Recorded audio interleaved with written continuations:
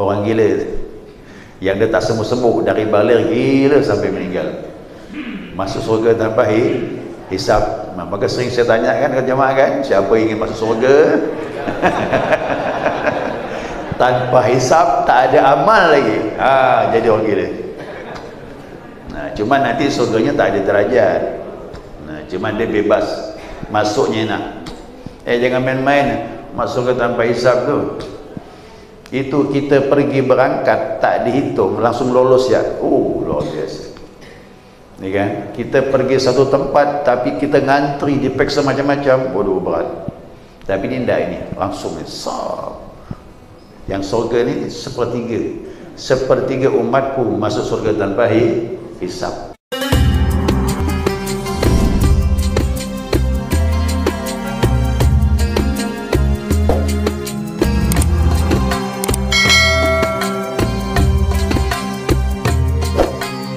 Bismillahirrahmanirrahim. Alhamdulillahi rabbil alamin. Allahumma salli ala nuril anwar wa siril asrar wa tiryakil aghyar miftahi babil yasar sayyidina wa maulana Muhammadin al-mukhtar wa alihi al-athhar wa ashabil akhyar adada ni'amillahi wa ibadalih. Subhanaka la ilma lana illa ma 'allamtana innaka antal alimul hakim. Allahumma dzakirna ma nasina wa 'allimna ma jahilna wa la hawla wa la quwwata illa billahil 'aliyyil 'azim. Qala musannif rahimahullah ta'ala wa nafa'ana bi 'ulumihi fid dharain amin. Jemaah sekalian yang saya muliakan, assalamualaikum warahmatullahi wabarakatuh. Alhamdulillah, senantiasa kita mengaturkan pujian dan syukur kita kepada Allah Azza wa Jalla atas limpahan rahmat hidayahnya sehingga subuh ini atas izinnya kita dapat melanjutkan kajian kita, muzakarah kita, hadis-hadis pilihan dari kitab Karamatul Awliya tentang kemuliaan dan mukjizat Nabi Muhammad sallallahu alaihi wasallam. Masih lumayan ya hadis ini tambahannya. Jadi mukjizat Nabi ini bukan Al-Qur'annya tak banyak, ada 200 lebih. Ya, cuma itu sebagai tanda-tanda kenabian dan juga ada pelajaran di dalamnya. Ya, ada pelajaran di dalamnya. Ya, hadis berikutnya, An Anisah binti Zaid bin Arqam an abiha. Ini hadis tunggu ya. Dikeluarkan oleh Imam Baihaq dalam kitab Dalailun Nubuwah. Ya, riwayat Imam Baihaqi dalam kitab Dalailun Nubuwah. Nah, dari Anisah binti Zaid. Anisah itu perempuan. Kalau laki-laki Anis. Nah, kadang juga orang Indonesia ni beri nama anak Anis itu perempuan. Anak saya nama Anis, laki-laki. Mantan gubernur Jakarta Anis juga laki-laki. Jadi ke orang Arab tu tak ada nama anak perempuan tu Anis. Ya, anak lelaki. Kalau perempuannya Anisah itu dia. Laki-laki Faiz, perempuannya isteri saya Faizah. Ada ipar saya namanya Faiz. Ya, ya lagi tu. Ada nama Su'ud. Nama Su'ud itu orang Arab bisa laki-laki, bisa perempuan. Jangan heran pula, kok nama laki-laki? Bukan, memang begitu, dia boleh dia. Dia bisa bentuk muannas, bisa bentuk muzakkar. Ada. Gitu dah. Itu bahasa Arab tu kaya dengan makna dia. Makanya di surga nanti bahasa Arab, kerana sastranya tinggi. Bahasa paling halus tu bahasa Arab. Penyebutan bisa beda-beda dengan sebab-sebab. An Anisah binti Zaid bin Arqam. Ini nama lengkap dia. Ya, Anisah binti Zaid bin Arqam. An abiha, dari bapaknya. Berita hadis ini dari bapaknya Anisah bernama Zaid bin Arqam. Anna Nabi sallallahu alaihi wasallam dakhala ala Zaid, ya, ya'uduhu min maradi kana bih. Nah, sesungguhnya Nabi SAW masuk menyambangi Zaid, besuk. Ya'udu itu besuk bahasa kita. Menyambangi si Zaid dalam keadaan sakit yang dideritanya. Kana bih, jadi keadaan dia memang sakit betul. Qala, nah, Nabi berkata kepada Zaid, ya, Nabi berkata, ini juga termasuk mujizat nih ya. Kata Nabi apa? Laisa alaika min maradika ba's. Ba'sun tu ba's matinya. Dia bilang, tak apa-apa, penyakit engkau ni tidaklah berbahaya. Itu berita gembira tu. Kalau Nabi ngomong pasti benar. Orang ni kalau meninggal ni dua pilihan. Hidup, itu dua pilih. Hidup ke tak aku ni, atau dah kembali kepada Allah nanti. Banyak begitu orang sakit tu. Kau tak percaya, tak simul.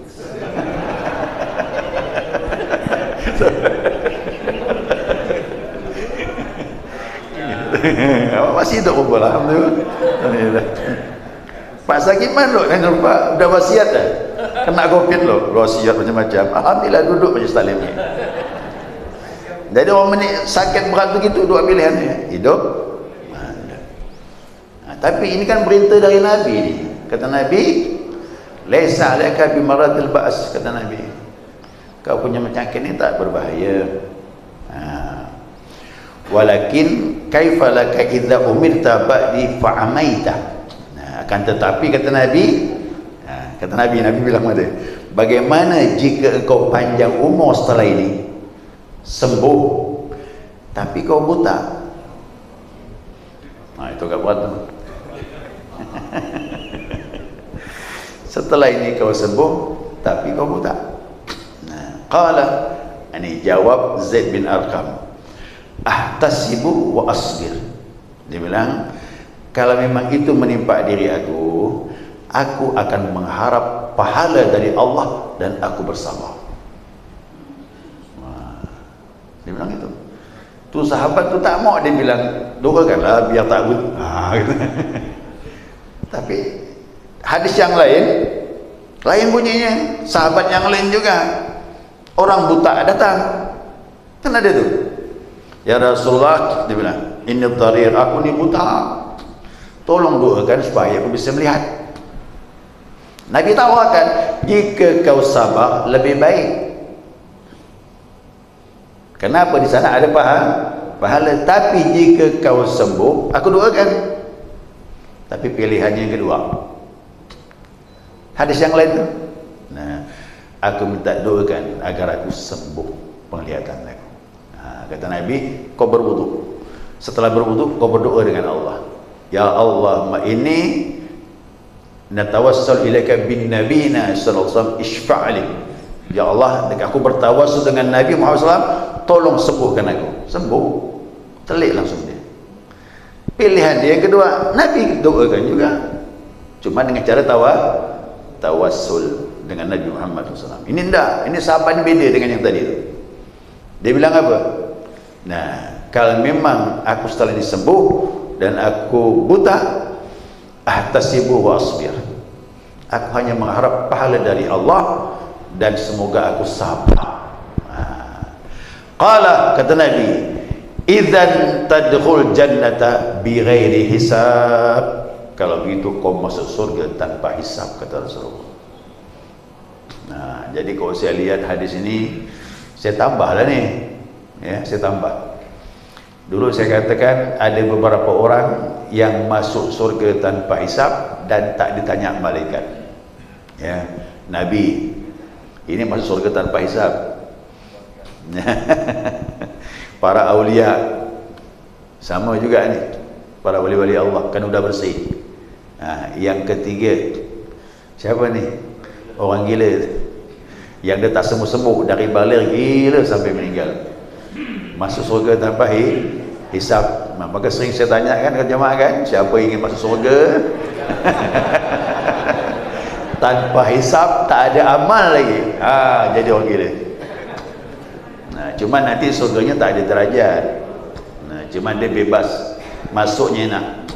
Jangan main-main masuk ke tanpa hisab tu. Itu kita pergi berangkat tak dihitung, langsung lolos ya. Luar biasa. Ni kan, kita pergi satu tempat tapi kita ngantri, dipeksa macam-macam, bodoh berat. Tapi ni tidak, ini langsung ni sab. Yang surga ni sepertiga umatku masuk surga tanpa hisab. Nah, ternyata tambah lagi. Yang keempat, anak kecil sebelum akil baligh. Yang kelima ni, orang yang kena musibah dan dia sabar. Maka saya katakan sabar tu tinggi derajatnya. Ini masuk golongan sepertiga tadi, sepertiga umat Nabi Muhammad masuk surga tanpa hisab. Nah, Nabi bilang, "Idzan tadkhul jannata bighairi hisab." Kalau memang betul begitu, kau mengharap redha Allah, pahala dari Allah, kedua kau bersabar, kau masuk surga tanpa hisab. Qalat, nah berkatalah anaknya tadi, Anisah binti Zaid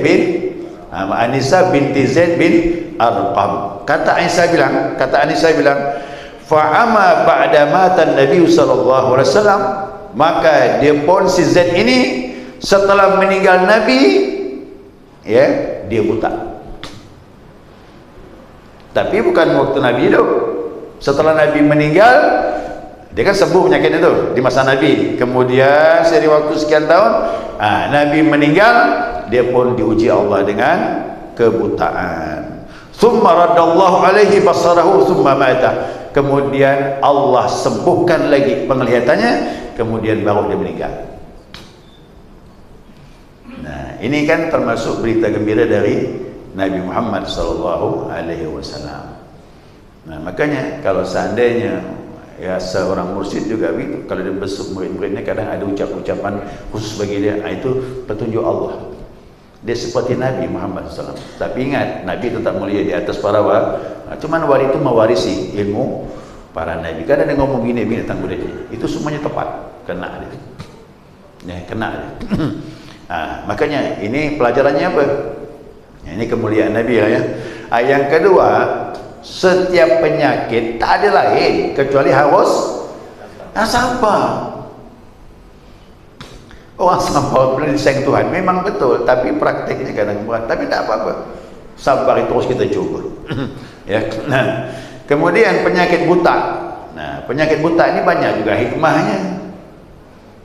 Ini kadang orang kan ada penyakit buta tak sembuh-sembuh. Boleh kita mengeluh, tak masalah. Tetapi ingat, di balik itu ada hikmahnya. Hari kiamat, mata ini dihisap lolos. Kita yang celik ni, hari kiamat dihisap belum tentu lolos. Gitu kan, saya punya ipar saya itu bisu, dah meninggal tadi. Ya. Dia bisu, orang tanya, apa sebab malah orang ciptakan macam ipar ustaz tu bisu? Saya bilang hikmahnya banyak. Mungkin Allah jaga mulutnya, kok bisa ngomong berbahaya. Mana kita faham? Nah, maka dalam ilmu agama ni, kau tengok cerita Nabi ni, semuanya harus tegak. Ya, hidup harus tegak, tak boleh kita cengeng. Sekuat apapun ujian, mau tak mau harus kita hadapi.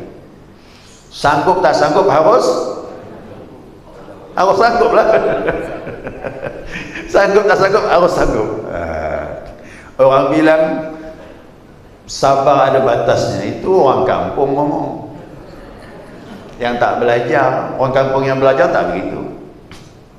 Ya, orang kota pun ada tak begitu. Jangan main-main kata dia. Aku ni ada batasan sabar ni. Menurut saya tak ada batasan sabar. Ya, karena Allah uji sesuai dengan iman. Ujian kepada Nabi lain, ujian kepada para wali lain, ujian kita orang mukmin kebanyakan lain juga. Tak mungkin kita diuji seperti para Nabi. Tak mampu kita. Ya, kita tidak bakal mampu. Makanya kita tidak dipersiapkan jadi Nabi. Kalau jadi Nabi mungkin kita tak mampu. Makanya Bapak Ibu jangan nak berdoa, ya Allah jadikan aku seorang Nabi, tak bakal dikabulkan. Ya. Tapi ya Allah jadikan aku dekat kepadamu, menjadi hamba-Mu yang setia dengan Engkau. Boleh. Jadi orang yang kau sayangi masih memungkinkan. Tapi jadi Nabi tak bakal. Kenapa? Salah satunya jangan mau enak sebutan Nabi saja. Ini dia, sifat sabar ni harus tinggi dia. Ya, harus tinggi sifat sabar dan tak terbatas sifat sabar dia. Ya. Nah, maka dari itu kalau kita kena penyakit buta, tanya orang buta, nikmat apa yang paling besar? Dijawabnya apa? pasti memang melihat, pasti bilang gitu. Nah makanya kita yang sehat nih dari sekarang belajar memang bersyukur atas nikmat ini. Nah, kalau Allah pasang tarif sekali melihat 1000, murah 1000 tu, tapi satu hari mau bayar berapa?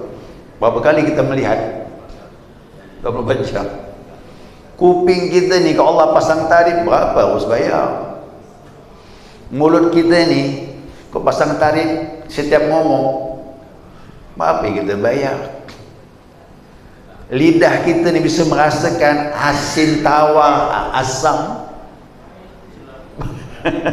Berapa yang mau dibayar? Tangan kita ni masih bisa genggam dia, Pak. Berapa mau dibayar? Kalau Allah pasang tarif, ya Allah. Makanya kenapa kau tak jadi hamba yang bersyukur? Itu dia. Kita jamaah harus intensif zikirnya biar jadi orang bersyukur. Kenapa dua ni identik dia? Fadhkuruni adzkurkum washkuruli wala takfurun. Itu ayat. Ya. Berzikirlah kau kepadaku, aku ingat kepada engkau. Bersyukurlah kau kepadaku, apa ke? Wala takfur, jangan kau kufur atas nikmat aku. Karena orang berzikir pasti bersyukur. Karena dia rasakan ada Allah, berarti segala nikmat datang dari. Itu hebatnya orang berzikir. Ya. Bukan gampang bersyukur tu, Pak. Nyaman di mulut. Ya. Tapi kau tak iman tak kuat, tak ada syukur. Terima kasih tak ada. Itu nikmat melihat itu. Kaki belum lagi kau melangkah ni. Maka orang stroke tu tanya dia, nikmat apa yang paling mahal? Bisa berjalan. Orang yang tak bisa buang air kecil tanya dia, nikmat apa yang besar? Bisa buang air kecil. Ini tubuh kita ni, Pak Allah. Ya. Apa pun yang ada semuanya mahal nilainya. Nah, kita bayar dengan apa? Dengan ibadah dan syukur kepada Allah Subhanahu wa taala. Ada seorang bilang sama Nabi, sebaiknya aku ini menyembah Allah seperti apa ya Rasulullah? Dia tanya begitu. Seperti apa aku menyembah Allah Subhanahu wa taala? Nabi tahu ini orang awam. Dia belum sampai tingkat yang sempurna. Kata Nabi bilang, kalau kau sadar nikmat Allah banyak dengan kau, dia layak disembah. Jadi sembahlah Allah kerana sesuatu amat banyak yang diberikan kepada kau. Tu ya. Jadi kita pandang nikmat banyak, kita sembah dia. Bukan dia bahas. Makanya sifat sabar ini dalam kitab Isyarul Ibad itu mendekati derajat Nabi, seperti derajat kenabian. Dalam hadis yang lain itu kan ada pernah riwayat orang Badui yang sangat membenci Nabi Muhammad SAW. Ya, orang Badui itu benci betul dengan Rasulullah. Ya, pernah saya ceritakan biawak tu kan, yang biawak bisa ngomong. Itu Umar tak sabar menghadapi orang Badui itu. Orang Badui ini udah masuk virus pemahaman tentang Nabi Muhammad ini udah jelek. Nabi Muhammad merubah agama, memusuhi Tuhan kita, Lata dan Uzza. Dia merubah agama nenek moyang kita. Itu dah pasti dah. Provokasi datang tu itulah dia beritanya. Orang Badui ini kan begitu Nabi senang rombongan, dia lewat, tapi lagi apa? Berburu biawak tadi top. Dia masuk dalam tangan gini ni. Dia berburu biawak, dia masuk di sini, tekan gini, bergeraklah ni. Itu biawak. Dam itu dimakan ya, Nabi memperbolehkan. Jadi biawak padang pasir berbeda dengan biawak Pontianak. Biawak Pontianak makan bangkai, yang kotor-kotor dimakan. Ingat konsepnya, barang yang makannya kotor pasti haram. Ya, haram, tak boleh dimakan. Di China saya kemarin ada orang posting itu, aduh, ternak tikus diternak, dibuat sate, dibuat sop. Kita Islam ni Masya Allah lah. Tapi Cina Islam tak mau lah dia. Kan ada negeri yang daerah Islam itu dia fanatik kuat ya. Nah, tapi yang komunis dan agama dan sebagainya apa pun jadi boleh makan. Tapi top ini makanannya bersih, rumput-rumputan, buah-buah. Maka dia bersih itu betul, cuma bentuknya biawak, warnanya warna pasir, warna krim. Maka dia padang pasir, kadang-kadang tak nampak. Kalau dia bergerak baru kelihatan. Itu top tu. Nah, dimasukkannya di sini, ditekan begini. Bergerak. Jalan-jalan, tengok ada orang ramai. Siapa tu? Huwa Muhammad. Itu Muhammad. Marah dia. Kerana berita dah tak bagus tentang Nabi. Ya Muhammad, kenapa kau dakwah di kampung aku ni? Nah, sini tak menerima ajaran kau ni. Kata Nabi bilang, aku cuma lewat. Nah, apakah yang aku bawa ini salah? Di sini bukan tempatmu. Kalau aku tak ditunggu oleh kaumku, kerana penting ada kaum nunggu dia, sekarang pun aku bunuh kau, kata dia. Umar tak ada lagi lah. Umar mencabut pedang. Izinkan aku penggal ya Rasulullah. Itu Nabi bilang, ya Umar, sabar. Sifat sabar tu mendekati kenabian. Artinya setiap Nabi itu pasti mampu menghadapi hal yang begitu. Cuma sahabat ni tak sabar. Kita tu kadang juga begitu. Guru kita dibuat macam-macam semua, sakit ke hati rasanya. Tapi guru kita biasa je. Ya kan? Guru kita biasa je. Ngadapnya kita ni kadang tak mampu. Kadang omong-omongan ikhwan tu dah macam-macam dah. Saya bilang, dah lah ikut guru je lah kan. Guru tak tersinggung, ya kita tersinggung, ya bertahan lah kita. Sahabat begitu. Sahabat seperti itu. Nabi diintimidasi, difitnah, diucapkan yang kasar-kasar. Sahabat tersinggung. Umar coba pedang. Sifat hilim, sabar, itu mendekati kenabian. Nabi bilang sama dia, ini kaum aku, orang Arab, majlis aku sama dengan kalian, hargailah kami. Di sini tidak akan mengikuti apa yang kau bawa. Kami tak akan beriman dengan Tuhan kau dan tak akan beriman dengan kau kecuali kita dikeluarkan biawak tu, keluar biawak tu. Kecuali biawak ini beriman sama kau, baru aku beriman sama kau. Ada kira Nabi tanya, ya Dhab, berhenti biawak tu. Noleh Nabi gini, berhenti biawak tu. Man ta'bud, siapa yang kau sembah? Na'budullah, aku sembah Allah. Ngomong pakai bahasa Arab fasih lagi. Wa arsuhu fis sama, yang kerajaannya aras di langit. Wal mulku fil ard, yang kekuasaannya di bumi. Wal bahru fis sabili, perjalanan laut sebagai perjalanan yang diberikan kepada kita. Rahmatnya di surga, azabnya di neraka. Nabi tanya lagi, man ana, siapa aku? Anta Rasulullah Rabbus samawati wal ard, kau utusan Allah, penguasa langit dan bumi. Kad aflaha man sadaq, beruntung orang yang menerima kebenaran kau. Faqad khaba man kadzab, merugi orang yang mendustakan kau. Mau ngomong apa dah? Bahasa Arabnya fasih lagi dari dia tu, dari orang Badui tadi. Biawak ngomong bahasa Arab fasih lagi. Nah, akhirnya tak bisa ngomong lah. Hidayah langsung masuk. Kejadian tu memukau dia. Memang ada orang-orang kampung, orang Badui itu orang kampung, orang gunung. Kadang-kadang hal seperti itu baru dia dapat hidayah. Tak bisa ngomong apa-apa, keluar kalimat asyhadu an la ilaha illallah wa annaka rasulullah. Dia ngikut biawak. Jadi biawak guru dia. Ya, jadi biawak guru dia. Mau tak mau lah, udah terlanjur ngomong kan, kau ini beriman, aku beriman dengan kau, berarti ngikut biawak. Itu Allah nak tunjukkan Islam tinggi. Dia dapat hidayah kerana hewan. Ya, kerana hewan. Lalu setelah dia bersyahadat, di sini ada sampai sikit. Panjang kisah ini. Ini pun dikutip dari kitab yang sama, Dalailun Nubuwah, daripada Imam Baihaqi. Ya. Saya ambil ujung jalan ni. Kemudian Badui tadi minta diajarkan dengan Nabi, ajarkan aku sesuatu ya Rasulullah. Ya, Nabi ajarkan surah pendek. Surah apa? Suratul Ikhlas. Surah Ikhlas. Ini masalah tauhid kan? Memang awal-awal tu ditanamkan tauhid. Nah, Nabi menjelaskan, ini bukan syair, kata Nabi, sebagaimana kau pahami. Karena orang Arab dah tu sampai mana yang diucapkan Muhammad tu syair, kata dia. Syair-syair, kata dia. Ini bukan syair, kata Nabi.